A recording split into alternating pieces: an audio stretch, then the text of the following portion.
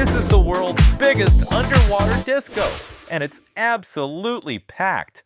Yeah, the UK is getting ready to build a kind of disco under the sea for fish. Because a nuclear power plant project might threaten marine life, they came up with this weird, totally absurd solution. They'll keep the fish away by blasting noise underwater. They're basically going to place a bunch of speakers down there and use sound to push the fish out of the area. A day doesn't go by without music saving someone's life somewhere, right? And music isn't just working underwater, it's working above the surface too. This wild little story inspired today's topic, or more accurately, it reminded me of something: the peace that water sounds give you.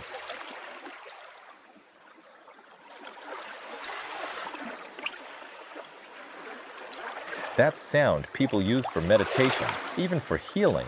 Seas and oceans, they really are peaceful. But not for everyone. Water, for some people, is the sound of annihilation getting closer. Right now, islands, big and small, are racing toward being swallowed by the sea. And all those people, it must be brutal to know your home could disappear forever. But maybe what's even worse is feeling like nobody can hear you. At least, that used to be the case 10 years ago. Today, we're talking about a project officially called Small Island Big Song. We're going to look at how the quiet screams of climate change's biggest victims turned into incredible songs, and how those songs carried that scream to thousands of people. If you believe music is more than global superstars and streaming records, you're gonna love this episode. If you want to subscribe, you will, or you won't. Whatever. We're starting now.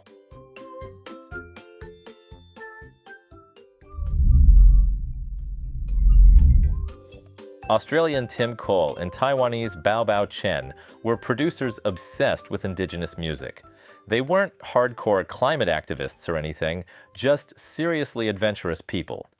Around 2015, Cole was listening to the usual depressing radio talk about the climate crisis and how a bunch of small islands were headed for life underwater. Around the same time, Bao Bao, as a Taiwanese person, was learning something that hit her hard: that her roots and cultural heritage were connected to people on islands thousands of kilometers away. So ironic, Cole says. The people living most in harmony with nature are also the ones getting punished the hardest because of us city folks. They both felt responsible and they understood songs, so they figured maybe they could support small islands through music. Even the name was chosen smartly. That small/big contrast works because climate is a problem of the whole world, the big one. And like I said, they weren't the type to run from an adventure. They didn't hesitate to quit their jobs for the project. The plan was simple. Like old school explorers, they'd go from island to island and see it with their own eyes. Indigenous musicians, instruments, and songs. They'd record right in the heart of nature. You get it. Finding a professional studio in the middle of the ocean is not exactly easy. But even if nature was their studio, they had a bigger problem: internet connection. Okay, let's say they somehow reached the first destination and recorded with the local musicians. How were they supposed to send those recordings to the next islands? They solved it in a very old school, very authentic way. Huge audio files, hundreds of megabytes, would literally be carried from island to island by vessels. And they were just praying the equipment would survive the trip. And also praying they wouldn't end up stranded on some deserted island like Robinson Crusoe.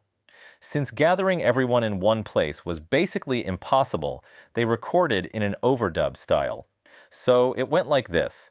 Their itinerary stretched from a volcano rim in Hawaii, where people sang sunrise hymns to the volcano before recording, to mangrove forests in Papua New Guinea, where they lit fires and performed rituals to honor their ancestors before the sessions, to rainforests in New Zealand, and even the arid highlands of Madagascar. So the songs were built over time by more than 100 musicians, people who didn't know each other at all, across every kind of landscape you can imagine, wrapped in all kinds of ceremonies. And in some communities, artists needed permission from elders. Especially when women were involved, some tribal leaders were hesitant about them joining the project. Machismo never dies, it just changes passports. But since this was way beyond a commercial job and had a mission to spark global attention through music, they were convinced. Ever since I started preparing this episode, I've had the two albums the collective released on loop. And listen, spiritual depth doesn't really have much space in popular music anymore. And that's exactly why projects like this sound so different. There's something unbelievably deep and mystical in those vocal melodies. And when you hear them with the natural ambience in the background, it's like you're sharing emotions with someone from thousands of years ago. Like being in four corners of the world at the same time. Like speaking one common language.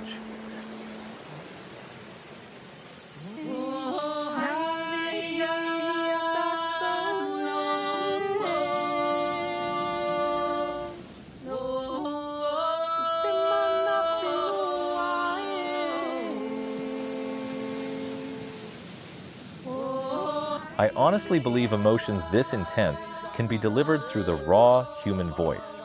With instruments made from other materials, it's harder to hit that same power, harder to create the same shared effect in people who have nothing to do with each other. An invisible spiritual octopus. Could it be touching all of us with its arms?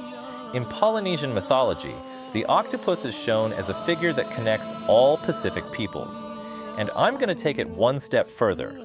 I think there's a spiritual octopus that makes every living person feel the same emotions when they meet certain triggers, like the same intensity, the same exact feeling.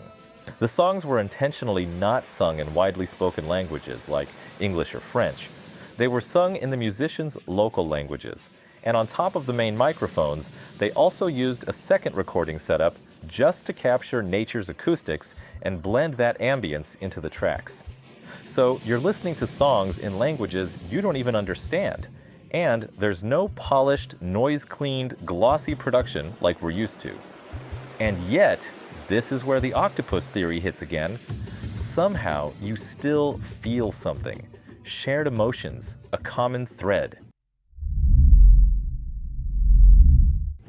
Some of the most interesting instruments I noticed can be seen and heard in their track Gasikara.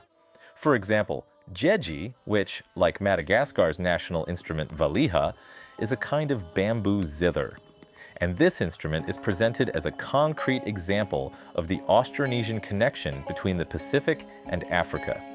The valiha is basically Madagascar's evolved version of the bamboo zithers that originated in Southeast Asia, especially Indonesia and the Philippines. And jeji is what happens when that Asian structure merges with an African mainland tradition, a gourd resonator system. So jeji is literally a hybrid instrument, carrying Madagascar's Pacific and African DNA in the same body. Those beautifully resonant drums you hear, they're called garamut and kundu, and they come from the Papua region. And then there's the Taiwan-specific nose flute, which completely got me. They believe the breath through the nose is the purest form of breath. And like so many of these traditions, you can feel the same goal underneath it. Building a bridge to spirits, to ancestors.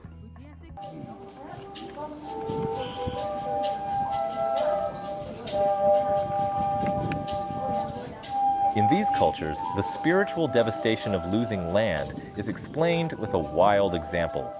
In Tahiti, apparently, when you add 2 letters to the word used for land, it becomes the word for placenta. So yeah, land isn't just property, it's literally life. And all these instruments, all these songs, they're really about connecting with the ancestors, or, more accurately, connecting with the land itself. Since the project has been going for years, they also made a documentary film. If I remember correctly, they sell the full version on their website for around $50. And today, the project has a performance arts company based in Amsterdam. A group of musicians who once didn't even know each other now performs on major venues across Europe and the US. They're telling us one of the biggest problems in the world with the one thing they know best: pure music.